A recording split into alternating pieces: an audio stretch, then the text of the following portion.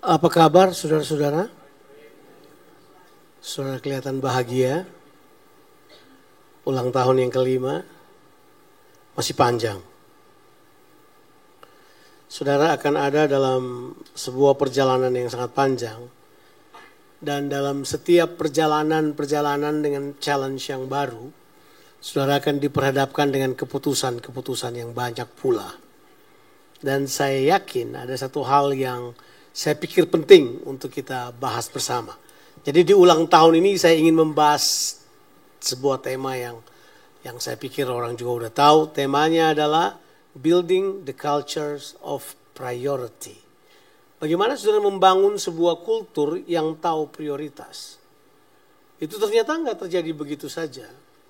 Kalau saudara berjalan dalam kehidupan ini, saudara akan diputuskan oleh keputusan-keputusan yang saudara ambil. Itu jelas. Tentu saudara tahu bahwa pertumbuhan tidak terjadi begitu aja. Pertumbuhan itu keputusan. You know that. Saudara jadi sekarang seperti saat sekarang ini, your condition, your relationship, your life, your even professions, determine of what you decided many years ago. Jadi apa yang terjadi sekarang ini sangat bergantung pada apa yang saudara putuskan di waktu-waktu yang lalu. Saya sekarang seperti ini, karena saya putuskan di waktu yang lalu, saya bakal seperti ini. Saudara jadi seperti saudara sekarang itu karena apa yang saudara putuskan di masa yang lalu. Jadi sebenarnya keputusan saudara itu sangat menentukan. Nah tentu saudara tahu persis bahwa salah satu dalam ilmu menemukan keputusan, ya. Saya membaca sekali banyak buku-buku leadership, itu terbanyak yang harus dibuat itu adalah making decision.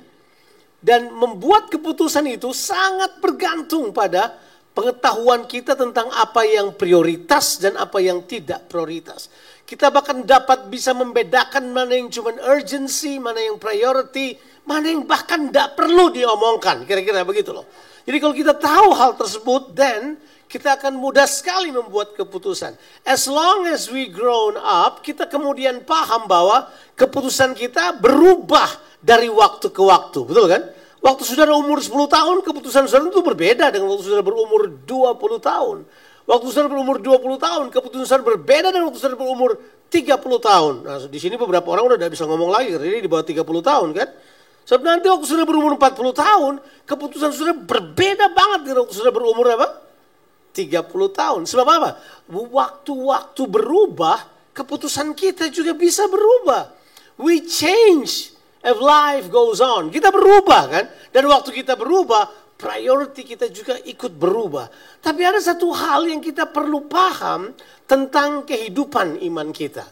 Bahwa ada sebuah prioritas yang tidak bisa ditawar-tawar. Dan prioritas itu adalah prioritas hidup dalam kerajaan Allah. Itu nggak bisa ditawar. Itu adalah prioritas semua orang. Apapun agenda kita harus terfokus pada prioritas tersebut. Apapun yang kita rancangkan, kita pikirkan harus terfokus pada hal tersebut. Kapan kita tidak buat hal tersebut, kita akan semerta-merta memutuskan bahwa apa yang Tuhan inginkan tidak penting buat kita. Makanya ya kita membaca ayat ini, ayat yang sudah biasa. Beberapa orang menjadikannya ayat emasnya, beberapa orang membuatnya sebagai ayat yang dipajang supaya dia baca tiap hari di dalam kitab Injil Matius pasalnya ke-6 ayatnya ke-33. Tapi dalam waktu yang tentu tidak akan panjang, kita akan coba exegete dia supaya dia ada pada posisinya di dalam Matius pasalnya ke-6 ayatnya yang ke-33. Ayat ini udah biasa tentunya, mungkin orang mendengarkan saya berkhotbah dari ayat ini udah lebih dari 100 kali barangkali. Ya, jadi sudah sering sekali saya khotbahkan dalam 20 tahun terakhir ini. Ayatnya berbunyi begini. Tetapi carilah dahulu kerajaan Allah dan kebenarannya, maka semuanya itu akan ditambahkannya kepadamu. Kalau kita baca ayat ini kita pikir apanya cari dahulu ya. Padahal kalau kita baca terjemahan bahasa Inggris, kita langsung bisa melihat bahwa inilah yang disebut dengan first things first. Karena di dalam terjemahan bahasa Inggris berkata apa? Seek ye first the kingdom of God and its righteousness, and all of these things shall be added unto you. Seek first, carilah dahulu. Jadi langsung Tuhan Yesus beritahu buat kita bahwa itulah yang merupakan priority. Itulah hal yang harus dikejar terlebih dahulu. Itu yang harus diutamakan. Nah, kita akan bahas tersebut. Nah, tentu kalau kita baca sesuatu kalimat yang dimulai dengan kata tetapi, saudara tidak bisa comot ayat itu keluar dari tempat itu begitu saja. Saudara harus melihat konteksnya, sebab kalau ada kata tetapi berarti ada sebuah perbandingan yang penulis coba sampaikan kepada kita. Bahwa kalimat-kalimat sebelum kata tetapi ini dibandingkan dengan kalimat-kalimat setelah kata tetapi itu. Itu kan begitu caranya kita melihatnya secara kalau saya pakai istilahnya secara dungu lah. Itulah caranya. Bagi kita mengetahui bahwa ini nih. Ini dia cara berpikirnya. Tapi kalau saudara baca di atasnya, anehnya saya juga heran. LAI menaruh perikop di atasnya adalah jangan khawatir tentang apapun juga. Atau hal kekhawatiran kira-kira ditulis. Kalau saudara misalnya scroll ke atas kan LAI kasih perikop ya. Dia tulisnya jangan khawatir. Padahal seharusnya judulnya adalah prioritaskan kerajaan Allah. Tapi dia lebih suka berbicara tentang apa? Khawatir. Mengapa? Mengapa kalau saudara baca misalnya perikopnya kan ayat 25, betul kan? Ayat 25 kemudian muncul statement itu. Janganlah kamu khawatir tentang apapun juga. Apa yang kamu makan, kamu minum, kamu pakai, atau tinggal di mana. Dan seterusnya kalau saudara baca berhubungan dengan janganlah kamu khawatir tentang kebutuhan primermu. Kira-kira begitu. Siapa di sini tidak khawatir tentang makan dan minum? Tolong angkat tangan dulu, yang tanya aja. Siapa yang khawatir tentang hal tersebut? Gak ada juga. Siapa yang gak mengerti pertanyaan saya? Just asking. Kayaknya saudara kayak ada di pengadilan. Ini ulang tahun, saudara harusnya bahagia. Di sini harusnya ada tulis ini zona dilarang berduka cita, dilarang berwajah muram. Saudara kayak tegang sekali, kayak ada apa gitu. Nah, seharusnya kita memahami bahwa manusia khawatir. Manusia khawatir dan kekhawatiran mereka menurut saya setelah membaca sekian lama, Yesus tahu kekhawatiran mereka bukan produk dari kerajaan Allah. Kekhawatiran tersebut adalah produk dari kerajaan dunia. Kekhawatiran tersebut adalah produk dari sistem dunia yang berusaha menguasai, menawan orang-orang supaya mereka hidup di dalam kehidupan yang mess, yang hancur. Makanya jelas banget kalau kita baca kata kuncinya dari mempelajari pasal 6 itu adalah ayatnya yang ke-24. Nah, itu yang akan kita baca. Ayat 24 itu adalah kunci. Kalau mempelajari pasal 6, mau mengetahui Matius 6 ayat 33, kuncinya adalah ayatnya yang ke-24. Coba kita lihat Matius pasal 6 ayatnya yang ke-24. Mesti berpikir apa hubungannya? Oh ya, hubungannya sangat banyak karena di sini Yesus sedang menjelaskan sesuatu pada kita sekalian. Kalau sudah baca ayatnya ke-24, sudah akan menemukan mengapa orang khawatir. Terus mengapa kita harus hidup pada pemerintahan Allah. Dia bilang begini, tak seorang pun dapat mengabdi kepada dua tuan. Karena jika demikian, ia akan membenci yang seorang dan mengasihi yang lain. Atau ia akan setia kepada yang seorang dan tidak mengindahkan yang lain. Kamu tidak dapat mengabdi kepada Allah dan kepada apa? Mamon. Sayangnya kalau kita baca secara naratif, kita pikir udah selesai enggak. Padahal lanjutannya itu adalah kelanjutan dari penjelasan ini sebenarnya. Jadi dia bilang bahwa saudara sekarang punya pilihan. Bilang dulu pilihan. You need to decide, you will serve God or you will serve Mammon. Jelas. Itu tidak berbicara hanya soal uang dan soal ibadah atau kebaktian. Bukan. Itu soal pada sistem siapa yang perintah kehidupan saudara. Kalau saudara mengabdi kepada Tuhan, yang memerintah kehidupanmu adalah Allah. Kalau saudara mengabdi kepada Mammon, yang memerintah kehidupanmu adalah iblis dengan sistem dunia. Dan itu tidak perlu pintar kita mengetahuinya. Dia berkata, you cannot serve two masters. Tidak bisa. Kamu harus putuskan yang mana yang kamu akan ambil. Kemudian dia jelaskan, sebab kalau kamu mengindahkan setelah kamu buat putusan, yang bakal terjadi adalah, dia bilang gini, kamu akan membenci yang satu dan mengasihi yang lain. Kamu akan, dibilang itu, mengindahkan yang satu dan tidak setia kepada yang lain. Jadi ada dua pasang kata diberitahu adalah membenci dan apa? Mengasihi. Yang satu apa? Setia dan apa? Tidak mengindahkan. Jadi bisa dibayangkan. Pernah ketemu orang yang tidak setia pada Tuhan nggak? Nggak perlu jawab kan? Pernah ketemu orang yang tidak mengindahkan Tuhan nggak? Nggak perlu jawab kan? Karena kadang-kadang kita ketemu itu dalam diri kita kan? Dan kemudian kita kaget.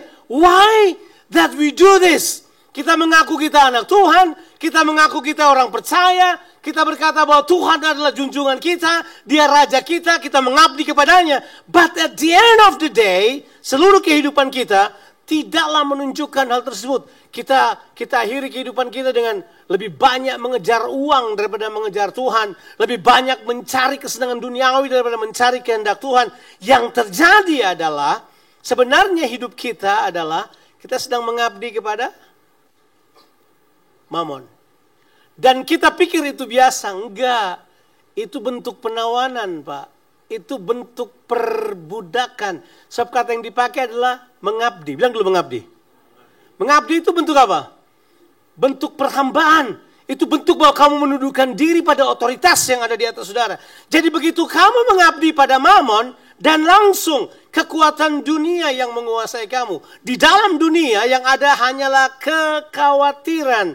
Yang ada adalah orang berusaha mengenyangkan dirinya sendiri. Yang ada adalah kebutuhan demi kebutuhan. Pertanyaannya, apakah kita yang mengabdi pada Tuhan tidak membutuhkan hal tersebut? Alkitab bilang, kalau sudah baca ayat yang ke-32, Bapamu yang di sorga tahu bahwa kamu memerlukan semuanya itu. Berarti kamu memerlukannya. Kenapa kita perlu itu? Sebab begini saudara mesti mengerti prinsip ini. Ini prinsip yang mendasari seluruhnya. Begitu saudara percaya kepada Yesus Kristus, bilang lu percaya pada Yesus. Itu yang terjadi bukan cuma tandanya saudara pergi ke gereja ya, bukan. Terus kemudian saudara kasih perpuluhan, saudara kemudian dengar khotbah, kemudian saudara berusaha untuk berbuat baik. Enggak. Yang terjadi adalah begitu saudara percaya kepada Yesus, saudara dipindahkan dari dikuasai oleh sistem dunia, dipindahkan ada pada kekuasaan sistem kerajaan Allah. Bilang dulu, pindah sistem. Begitu saudara percaya kepada Tuhan, saudara langsung pindah sistem. Dari tadinya perbudakan dosa, dikuasai oleh dunia ini, kita diperbudak oleh semua dalam dunia, kita dipindahkan ke sistem kerajaan Allah. Tapi jelasnya, ini kita mesti tahu, bahwa Yesus mengutus kita ke dalam dunia. Jadi saudara diutus ke dalam dunia. Saudara boleh baca, kalau saudara suka baca, suka belajar Alkitab, dalam Yohanes pasal yang ke-17 ayat 15, Yesus berkata, kamu diutus ke dalam dunia. Jadi kita ada di dalam apa? Dunia. Tapi kita tidak ada di bawah kekuasaan dunia. Makanya kita bilang, Bapamu tahu bahwa kamu membutuhkan semuanya itu. Itu jelas. Apa yang kita cari sebenarnya? Kita cari apa yang kita makan, minum, pakai, tinggal di mana. Kemudian Yesus beritahu, hello, kalau kamu hidup dalam kerajaan Allah, itu bukan menjadi masalah bagimu. Sebab Bapamu akan menyediakannya bagimu. Bilang tuh, Bapa akan menyediakannya bagimu. Kalau saya bilang ini, itu karena memang saya mengalaminya. Kalau saya katakan hal ini, bukan berarti saya cuma berkata keluar dari perkataan saya yang cuma sekedar bikin senang orang. Enggak, saya mengalaminya. Begitu saya kenal Tuhan, saya kemudian terlibat dalam pelayanan. Saya memulai pelayanan saya sangat muda. Hari ini, saya kelihatan masih muda toh? Saya telah melayani Tuhan 43 tahun. 43 years hari ini. Kenapa saya bilang demikian? Saya melayani dari umur 16. Umur saya sekarang ya, tambah sendiri. Ya kan? Berarti saya kira-kira 42 lebih, gitu kan? Kira-kira lah 42 lebih. Ya kan? Saudara bisa bayangkan, selama 42 tahun tersebut, 43 tahun saya melayani Tuhan, saya beritahu pada saudara, Tuhan selalu mencukupkan apa yang saya butuhkan. Saya tidak ngomong ini hanya untuk berkata bahwa saya pemberita Injil, enggak. 43 itu sudah lama banget. Dan orang yang bersama-sama dengan saya tahu persis. Wigan kenal saya sudah 20 tahun lebih. Pernahkah saya minta uang dari Wigan? Gan, tolong Gan, bantu dong ini Gan. Pernahkah saya minta uang? Tolong dong, ini.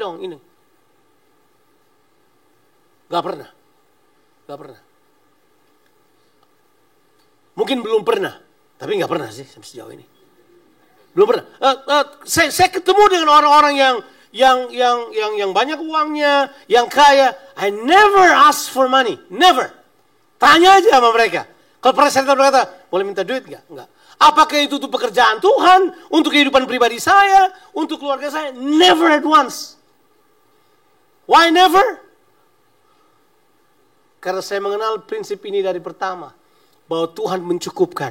Apakah kelihatan saya kurang karena saya melakukan itu semua? Mau lihat tampak samping? Tampak depan aja dong, menunjukkan bahwa saya ada kekurangan. Hah? Saudara makan di mana? Pagi sore, saya sering makan di situ. Saudara makan di mana yang paling enak di Jakarta ini? Saya pernah makan di situ. Why? Karena kalau cuma untuk hal makan, minum, dan pakai, dicukupi. Alkitab bilang Bapamu tahu hal tersebut. Kamu memerlukannya. Makanya perumpamaannya adalah, pernah lihat burung nggak? Siapa yang pernah lihat burung? Oh my. Sudah pernah lihat burung nggak? Saya khawatir pemikiran saudara lain kan, jadi saya kasih tahu. Bahwa burung, nggak ada burung yang perlu pakai dasi dan jas dan pergi bekerja di sebuah bank untuk dapat uang. Pernahkah? Nggak pernah kan? Ada burung berkata, good morning. Hey, look at me. I just bought a new brand, a nice and very good brand of jacket. And I want to come to work in this good factory so I can get money to buy my food. Never. Nggak ada kan? Tapi pernahkah saudara lihat ada burung kemudian jatuh di tanah, saudara pegang burungnya dan saudara tanya, kenapa jatuh bro? Saya nggak makan 3 hari. Nggak ada. Never happened. Saya belum pernah ada burung yang jatuh kemudian kita tanya kenapa mati. Burung mati terbanyak karena ditabrak pesawat, atau pesawat jatuh karena ditabrak burung. Itu aja. Saya kemudian temukan bahwa the possibility kita ada di dalam sistem itu sangat menentukan kehidupan kita.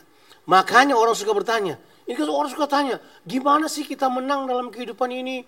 Ada kan yang jawabnya paling gampang menjawab secara agama. Ini cara jawaban agama. Iyalah, kamu kan terbuat dari daging. Ya udah, ya mati aja. Kan kamu manusia kan lemah, ya udah. Ya roh memang penurut, tapi daging apa? Lemah, ya sudah jatuh aja. Semua jawaban itu adalah jawaban agama. Dan agama membangun pada sisi itu untuk beritahu pada kita bahwa ada bisnis antara gereja dan dosa. Dan bisnis itu namanya bisnis penebusan yang Yesus kerjakan. Jadi gereja menolong orang supaya selamat dan kemudian supaya kalau mereka jatuh, gereja datang elus-elus supaya dia kembali dan membereskan hal tersebut. Yang begitu adalah agama. Agama ciptakan sistem itu untuk orang tetap hidup di prioritas yang lama dan kemudian hidup di prioritas yang salah, tapi tetap menganggap bahwa mereka berhak untuk semua janji Tuhan dalam kehidupan mereka. Apa namanya itu? Apa namanya itu? Murtad. Oh saya salah, ini ulang tahun. Saya harusnya khotbah lebih bagus, sedikit lebih. Karena kita seringkali tidak menemukan prioritas yang utama karena kita berada di sistem yang salah. Kita ada di bawah kekuasaan yang salah.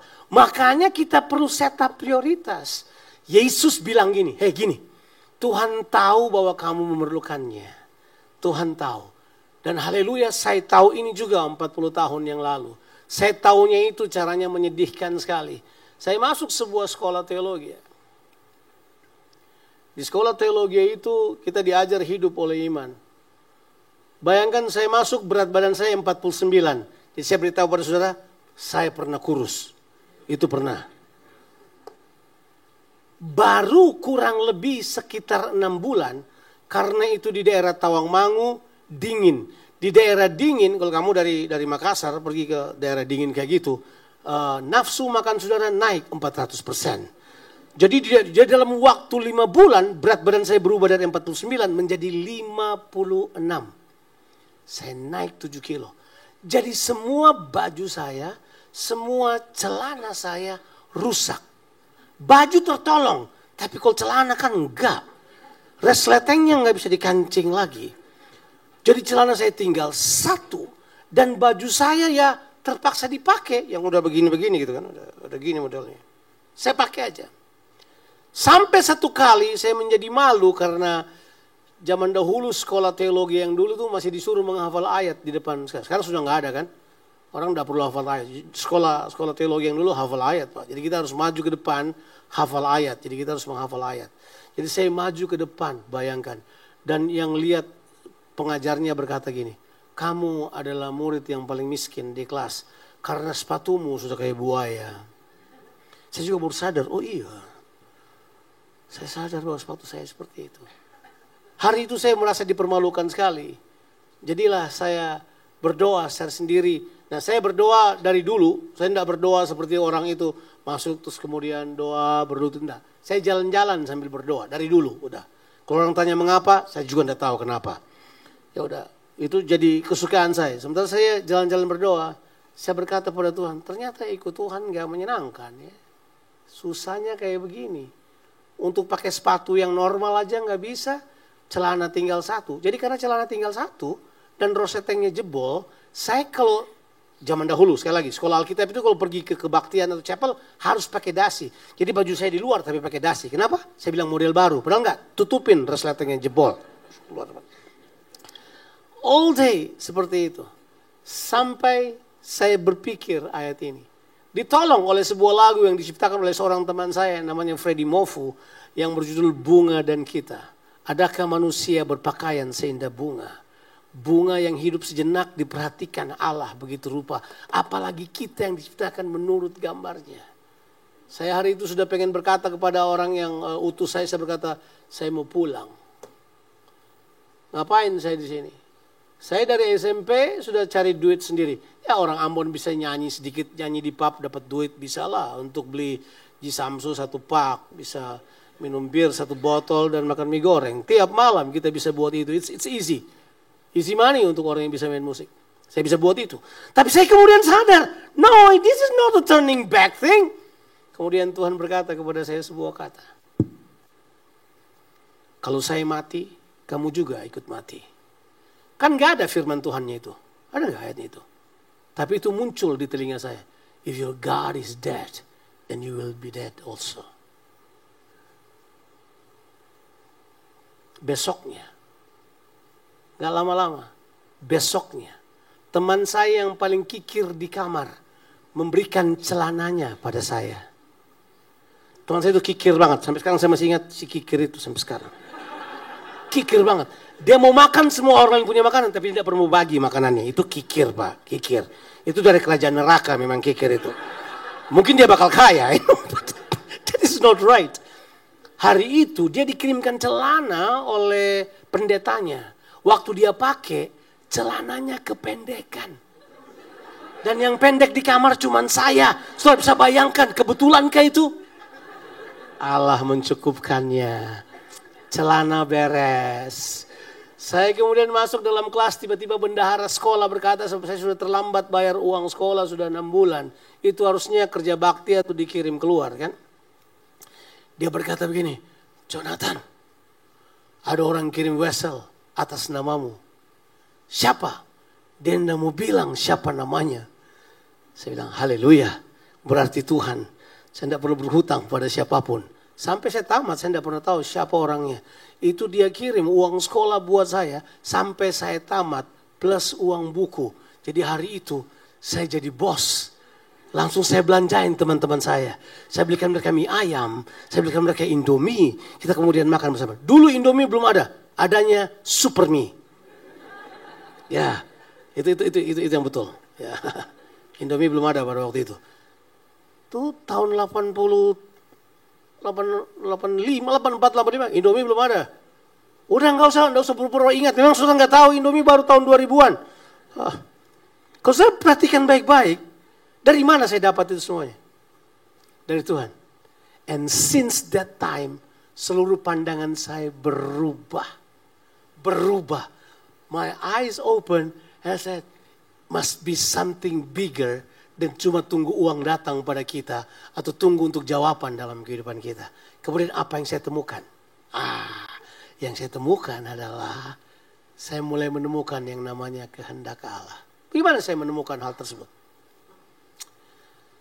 Anak muda baru selesai sekolah teologi ya. Umurnya 22 tahun. No, saya selesai umur berapa? Ya, 22 tahun. Selesai, ditempatkan di sebuah tempat. Jadilah saya di sebuah tempat. Dan mau tahu doanya anak muda yang baru keluar sekolah teologi yang idealis? Tuhan pakai saya. Hati saya buat Indonesia. Waduh, kalau berdoa sampai nangis-nangis. Tengok di ruang doa penuh dengan air mata. Karena kita baca E.M. Bounds. Hamba Tuhan yang dipakai Allah adalah hamba Tuhan yang berdoa dengan air mata. Mereka adalah orang-orang yang bermata bengkak dan berhati besar. Wih, sedap. Doa sungguh-sungguh. Doa sungguh-sungguh. Saya pulang liburan ke rumah orang tua saya. Papa saya punya banyak sekali buku. Jadi ayah saya mewariskan pada kami bukan apa-apa, cuma buku. Jadi dari kecil kita cuma baca buku aja. Jadi kalau cuma baca buku, itu makanan. Bukan karena kita suka baca buku, karena nggak ada pilihan lain, percayalah. Tiba-tiba di rak-rak buku itu saya dapat sebuah buku. Buku itu berjudul God Chosen Fast. Saya baca buku itu. God Chosen Fast. Begitu saya baca buku itu, ada sebuah tulisan di buku itu yang rubah seluruh perjalanan kehidupan saya. Tulisan itu berbunyi begini. If you want to be counted in the kingdom of God, find out what is the will of God in your generation. When you find out what is the will of God of your generation, throw your life in. Because with that, you'll be counted in the kingdom of God. Kira-kira kalau diterjemahkan dalam bahasa Indonesia berkata begini. Kalau engkau mau diperhitungkan dalam kerajaan Allah, temukan kehendak Allah untuk generasimu. Kalau engkau sudah menemukan kehendak Allah itu, serahkan dirimu dalam kehendak Allah itu dan selesaikan kehendak Allah itu. Tiba-tiba kayak itu lompat pada saya. Tiba-tiba saya merasa saya seperti overwhelmed by the word. Hari itu seluruh doa saya berkhotbah berubah. Saya tidak lagi berkata Tuhan pakai saya. Saya mulai berdoa gini, Tuhan saya mau tahu kehendak-Mu apa.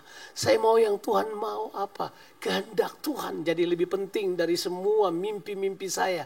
Kehendak Tuhan jadi lebih penting daripada semua yang saya inginkan. Pokoknya asal kehendak-Mu, itu yang sangat penting.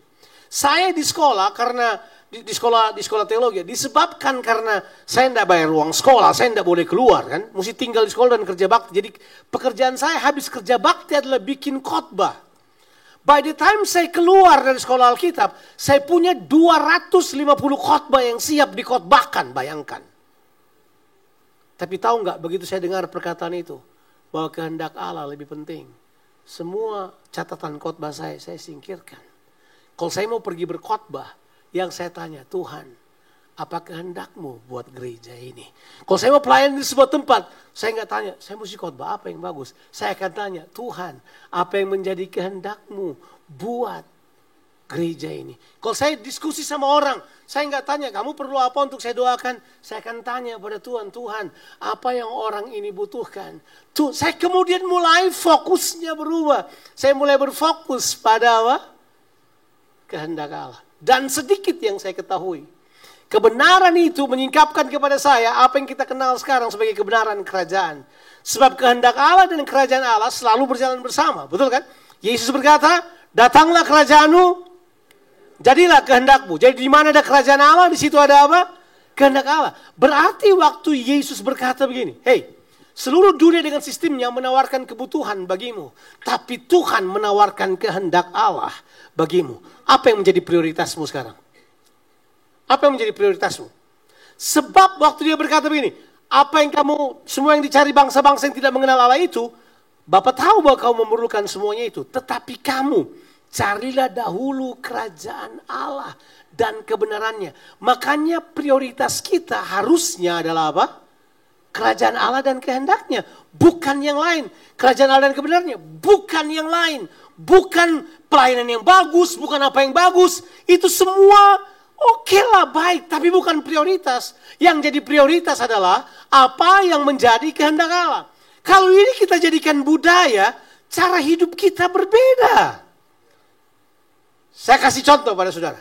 Apa yang merupakan prioritas Yesus? Apa? Ya, kalau sudah tanya di orang reform, dia akan berkata, prioritas Yesus adalah mati di salib supaya kita semua ditebus. Pasti konsentrasinya ke situ. Tapi kalau baca Alkitab, Yesus beritahu kok, dia menggunakan bahasa kebutuhan. Jadi masih ingat di Yohanes pasal yang keempat, ayatnya yang ke-35 kalau tidak salah, Yesus berkata, 34-35, Yesus berkata apa ini? Makananku ialah melakukan apa? Kehendak Dia yang mengutus aku dan menyelesaikan pekerjaan-pekerjaannya. Coba baca aja. Jadi Yesus menggunakan bahasa kebutuhan. Dia berkata apa? Makananku. Jadi kalau tanya, makananmu apa? Oh, saya nasi campur. Makananmu apa? Saya soto Banjar. Tanya ke Yesus, makananmu apa? Melakukan kehendak Bapa. Why? Why is it?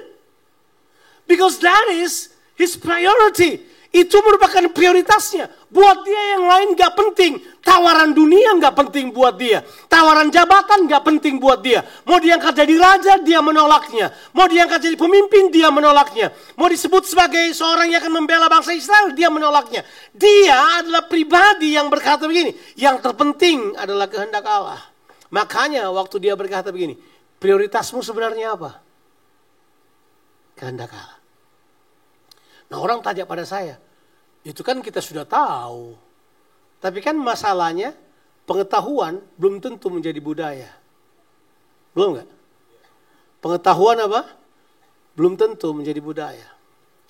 Tadi Pastor Ranta berdoa sebuah doa yang luar biasa. Waktu dia berkata bahwa dunia tidak membaca Alkitab. Tapi dunia membaca apa? Orang Kristen. Dunia membaca saudara. Itu saya juga tidak tahu siapa yang pernah mengatakan itu. Saya pernah berusaha untuk cari siapa yang mengatakannya. Mungkin sudah bisa bantu siapa. Itu dia berkata begini, dalam bahasa Latin dia berkata begini. Mundus bibliam non legit, sed mundus Christianos legit. Dia berkata apa? Dunia tidak membaca Alkitab, tapi dunia membaca orang Kristen. Kenapa dia bilang begitu? Sebab orang Kristen penuh dengan kehendak Allah. When they see you, they know the will of God. Waktu orang melihat saudara, mereka tahu. Oh, ini yang Tuhan mau. Yang Tuhan mau kamu jangan berselingkuh. Yang Tuhan mau kamu berkata jujur. Yang Tuhan mau kamu berkata ya di atas yang ya. Yang Tuhan mau kamu adalah seorang pemberani karena kebenaran. Yang Tuhan mau kamu adalah orang yang berdiri di tengah-tengah semua penderitaan orang dan berusaha menolong mereka. Yang Tuhan mau kamu adalah orang yang membagikan kehidupanmu. You know that because what? Orang udah baca Alkitab. Orang baca kehidupanmu. Dan itu yang dimaksudkan waktu Yesus berkata begini. Hey, kamu carilah dahulu kerajaan Allah dan kebenarannya. Yang lain cuma apa?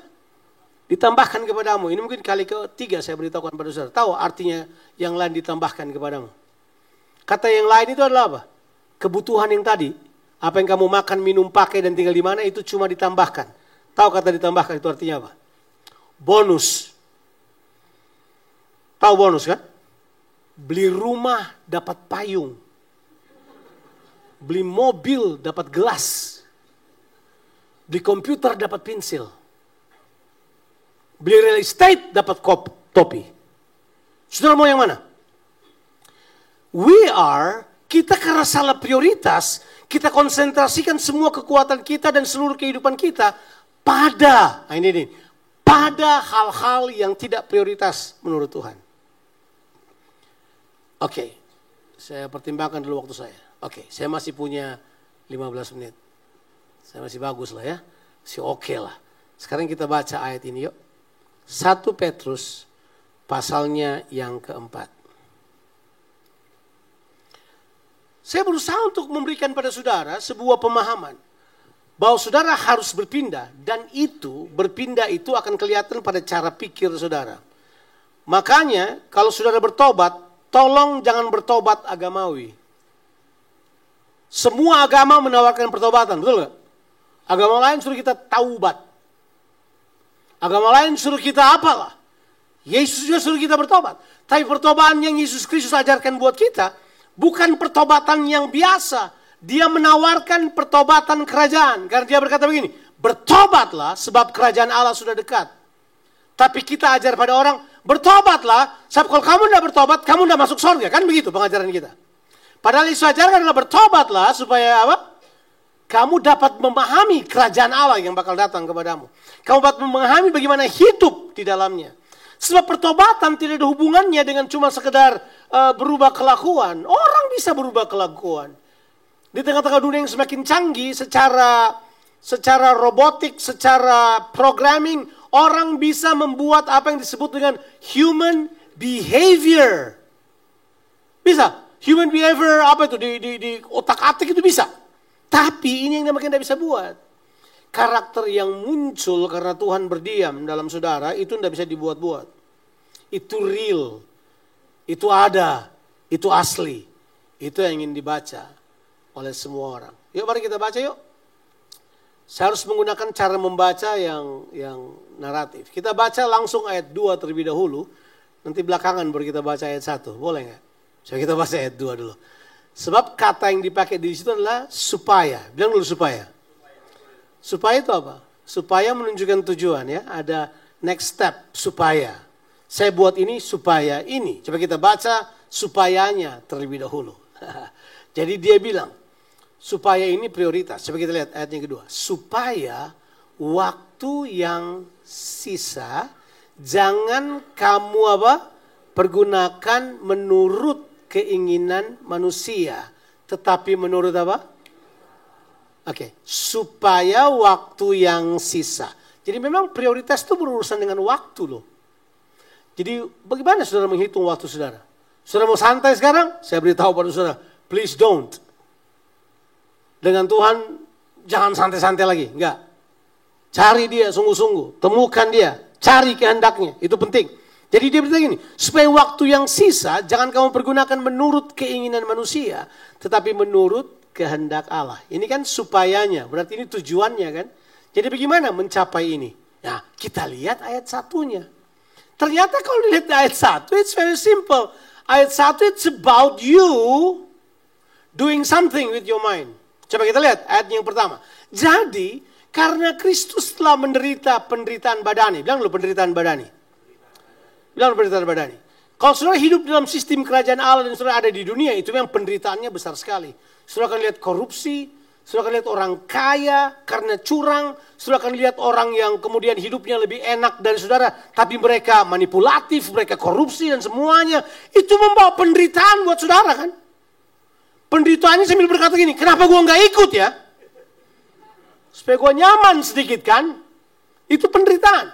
Jadi bilang gini, kamu pun juga harus mempersenjatai. Bilang loh, harus mempersenjatai. Itu kata dipilih hati-hati loh oleh penterjemah Indonesia. Terjemahan bahasa Inggris juga bilang armor sih memang. Jadi memang mempersenjatai. Kamu pun harus mempersenjatai dirimu dengan pikiran yang demikian. Sebab barang siapa telah menderita penderitaan badani, ia telah berhenti berbuat dosa. Saya membaca 8 kritik teks untuk ayat ini. 8 saya baca kritik teks untuk ayat ini. Tidak ada yang berani memberi penjelasan bahwa kalau pikiranmu menjadi seperti pemikiran Kristus, kamu dapat mengalahkan dosa. 8 of them. Mereka selalu berkata, ini kayaknya adalah pengertian dosa yang artinya perbudakan. Mereka tidak berbicara tentang soal karakter yang diubahkan. Tapi saya tahu itu berarti karakter karena apa? Berhubungan dengan pikiran. It's about what? It's about mental. It's about your decision making. Progress di pikiran saudara. Kalau saudara memang punya kekuatan di pemikiran saudara, saudara akan memutuskan hal-hal yang baik. Jadi dia mau beritahu buat kita begini. Prioritas utama kita, ganti pemikiran kita. Saya kemudian mengerti waktu Yesus berkata, bertobatlah sebab kerajaan sorga sudah dekat. Ubah cara pikirmu supaya kamu nangkap kerajaan sorga. Kalau kamu masih berpikir agama, saya beritahu pada saudara, itu bukan yang Yesus ajarkan. Yesus tidak pernah menawarkan agama. Dia tawarkan kerajaan buat kita dari awal. Makanya dia berkata gini, bertobatlah sebab kerajaan sorga sudah dekat. Kalau kamu diperintah oleh Allah, ini yang terjadi. Sudah, kita akan mengikuti kehendak Allah. Baru kita baca alasannya, ayat yang ketiga. Yuk kita lihat ayat yang ketiga yuk. Sebab, nah sekarang sebab, sudah bukan supaya. Sebab, ini berarti realita. This is the fact of our life. Sebab telah cukup banyak waktu kamu pergunakan untuk melakukan kehendak orang-orang yang tidak mengenal Allah. Stop dulu, think of it. Apa yang saudara lakukan? Saudara lakukan sesuai dengan kehendak Allah? Atau kehendak orang yang tidak mengenal Allah. Kenapa saudara kemudian memilih baju yang termahal supaya dipuji oleh orang? Kenapa saudara memilih sebuah status kehidupan yang begitu luar biasa supaya kamu disembah oleh orang lain? Kenapa? Ide dari mana ide itu coba? Dari mana datangnya itu? Siapa punya ide itu? Siapa punya ide yang beritahu pada saudara, with your money, you can actually buy people. Dari mana datang ide itu? Come on, tell me. Why you need to have, kenapa kita perlu berpenampilan begitu rupa, supaya orang menerima kita dan menyanjung kita? Dari mana ide itu? Di mana kesederhanaan Yesus yang dia bawa di tengah-tengah umatnya? Di mana? Tapi kita tidak punya itu. Sebab kita mau menyenangkan orang yang ada di luar kita. Kita mau menyenangkan manusia. Kita mau orang puji kita. Hei, dipuji manusia kecil. Dipuji Allah itu yang penting.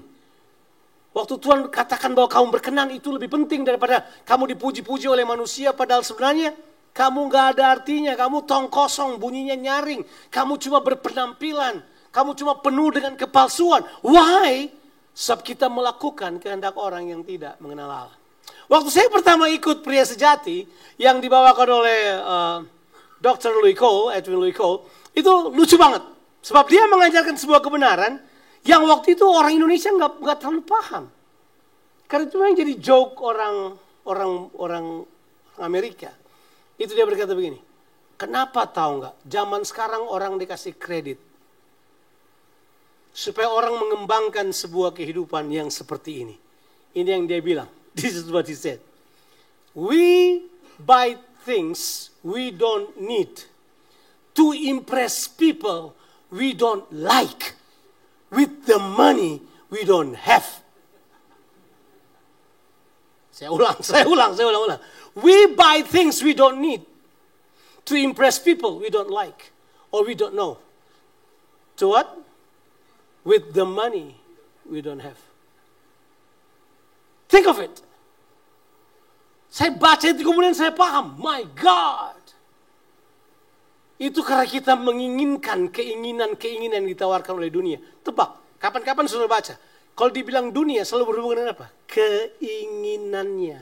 Dunia tawarkan keinginan buat kita. Dan Alkitab sudah beritahu, kebanyakan dosa itu bukan karena dicobai.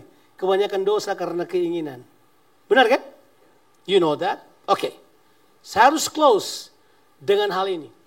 Kata ayatnya yang ketiga bilang, sebab telah cukup banyak waktu kamu pergunakan untuk melakukan kehendak orang-orang yang tidak mengenal Allah. Church, you exist for 5 years now. But your legacy will stay a lot longer than just 5 years. What you decide today, apa yang sudah putuskan hari ini, itu akan mewariskan sesuatu yang lebih panjang dari apa yang kamu pikirkan. Jadi sebaiknya kita membuat prioritas yang tepat. Sebab kalau tidak, mungkin kita hanya akan mewariskan. Saya bisa cerita, saya telah menonton movie kan, sudah 43 tahun. Itu sudah lama itu. Saya sudah nonton movie gereja yang muncul di Indonesia. Saya sudah mempelajari. Saya sudah lihat movie-nya. Bahwa ada movie-nya kelihatan bagus, endingnya korup. Don't do that, please. Don't do that. Stay out of hindari untuk tidak berusaha menyenangkan keinginan manusia, tapi mulai menemukan kehendak Allah. Mungkin pertanyaannya begini. Bagaimana kita menentukan prioritas ini? Bagaimana menjadikannya budaya? Bagaimana menjadikan budaya? Orang selalu tanya pada saya, bagaimana? Ingat? Budaya terjadi karena 3 hal. Yang pertama adalah pengulangan. Everybody say pengulangan. Repetition is the mother of education. Tapi dalam hal kerohanian, repetition could be the mother of revelation. Kamu ulang-ulang sesuatu, dia bisa menjadi pewahyuan dalam kehidupanmu. So repeat what God speaks to you. Ulangi, kerjakan berulang-ulang kebenaran yang kamu ketahui. Sampai dia breakthrough kepada sesuatu yang lebih dalam lagi. Pelaksana kehendak Allah harus melakukannya. Pengulangan itu adalah hal yang penting. Repetitif itu bukan berarti salah. Makanya di Alkitab ada kitab ulangan. Yang artinya apa? Diulang-ulang. Itu benar, saya nggak bercanda. It's there. Bukan cuma data yang diulang-ulang, peristiwa diceritakan ulang lagi supaya memberikan gambar di kepala mereka bahwa this is you shouldn't do, this is you can do, this is what God wants. Mereka dia itu digambarkan di depan mata mereka. Alkitab beritahu kemudian kepada kita. Dia beritahu begini. Satu saat kita semua harus memberi pertanggungan jawab. Kalau yang pertama kita ulang-ulang, yang kedua adalah hiduplah dengan tanggung jawab. Karena one day, saudara benar apa saudara salah, kamu akan bertanggung jawab. Biar lu bertanggung jawab. Bertanggung jawab is the key to grow. Saudara baru 5 tahun, nanti bakal jadi 10 tahun, akan kelihatan either you grow in responsibility or you only grow in numbers. If you only grow in numbers, saudara sama dengan lapangan sepak bola atau olahraga apapun. Tapi if you grow with responsibilities to do the will of God, then you grow in the will of God. Itu yang Tuhan kehendaki. Coba kita baca 1 Petrus pasal 4 ayatnya yang kelima. Itu penting. Bahwa mereka harus memberi pertanggungan jawab kepada Dia yang telah siap sedia menghakimi orang yang hidup dan yang mati. Jadi ada pertanggungan jawab. Makanya kita ambil sisi negatif dari ayat yang kelima ini, kita jadikan positif sambil berkata gini, I want to live with a responsible heart. Bagaimana caranya orang memiliki tanggung jawab? Terima kepercayaan. Ada orang tidak mau terima tanggung jawab pelayanan, ya mau tanggung jawab apa? Ada banyak orang hidup tidak bertanggung jawab karena tidak ada yang dia harus bertanggung jawabkan. Halo? Ulang. Kayaknya sudah tidak percaya apa yang saya bilang. Kenapa orang tidak bisa mempertanggungjawabkan dirinya? Karena dia tidak pernah terima tanggung jawab. Dia tidak pernah terima kepercayaan. Orang hanya dapat bertanggung jawab kalau dia menerima kepercayaan. Makanya salah satu kepercayaan yang paling penting yang Alkitab pernah beritahukan pada kita adalah pelayanan. Serve. Terlibat dalam pelayanan. Ya.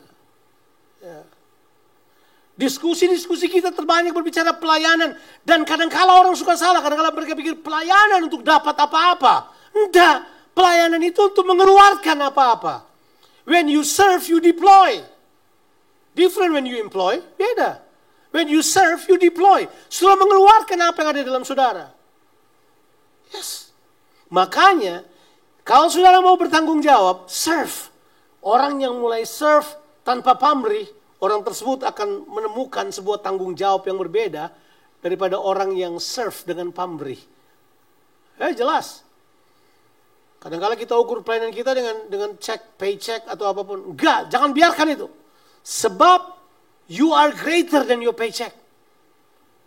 Trust me. Orang sekarang ukur orang dari paychecknya dia kan. Gaji lu berapa? Orang itu sudah lebih mahal dari paycheck saudara. Nah, kalau kita bangun tanggung jawab itu, kita akan berbeda di dalam pelaksanaannya. At the end of the day. Yang pertama adalah pengulangan. Yang kedua tanggung jawab. Nah ini yang ketiga. This is a very simple thing yang saya mau beritahu pada saudara. Apa itu? Dikuasai oleh Roh Kudus. Dikuasai oleh Roh Kudus. Kerajaan Allah tanpa Roh Kudus itu tidak bisa. Ada orang mau buang Roh Kudus tapi mau khotbah kerajaan Allah. Sebab kalau orang tanya pada saya, kapan kerajaan Allah dimulai di dunia ini? Waktu Roh Kudus turun. Allah memerintah dalam hati saudara. Lewat apa? Lewat rohnya. Makanya orang harus penuh dengan Roh Kudus. Orang harus dikuasai oleh Roh Kudus. Orang harus berjalan dalam Roh. Jangan pandang enteng Roh Kudus. Mari saya beritahu pada saudara, kalau latar belakang saudara adalah berasal dari gereja yang tidak percaya Roh Kudus, gereja yang berkata bahwa Roh Kudus sudah nggak ada, karunia-karunia Roh Kudus sudah tidak ada, saya beritahu pada saudara itu masih ada, dan itu masih terus berjalan sampai sekarang. Maka kita mempercayai orang dipimpin oleh Roh Kudus akan hidup dalam kepenuhan Roh itu. Dan kalau kamu dipimpin oleh Roh Kudus, kamu tidak akan membiarkan kedagingan dan sistem dunia menguasai kehidupanmu. Kamu akan mengalami kemenangan dalam kehidupan itu. Makanya ayat yang ke-6, itulah sebabnya maka Injil diberitakan juga kepada orang-orang mati, supaya mereka sama seperti semua manusia, dihakimi secara badani, tapi oleh Roh mereka dapat hidup dalam apa? Kehendak Allah. Sekalipun ini berbicara tentang orang mati, tapi dia sedang berbicara bahwa kalau roh kita manusia dikuasai oleh kehendak Allah, it's always better selalu lebih baik, bekerja sama dengan Tuhan. Dan kan Yesus diam dalam kita oleh rohnya. Kerajaan Allah itu selalu dengan roh. Ayat saya yang terakhir dan saya selesai. Roma 14 ayatnya yang ke-17 dan 18. Sebab kerajaan Allah bukanlah soal makanan dan apa? Minuman. Tapi apa?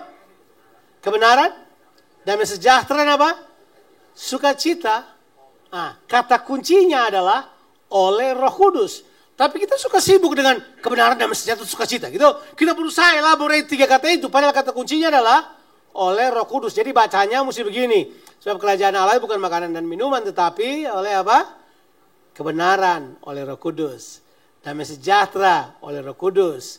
Sukacita oleh Roh Kudus. Betul gitu ya? Betul ya? Sudah ya? Ayatnya ke-18. Ini dia nih. This is the goal. Ini yang disebut tadi perkataan itu. Mundus Bibliam non legit. Set mundus Christianos legit. Itu yang dibilang tuh bahwa gini. Karena barang siapa melayani Kristus dengan cara ini. Cara apa ini? Cara memprioritaskan kerajaan Allah.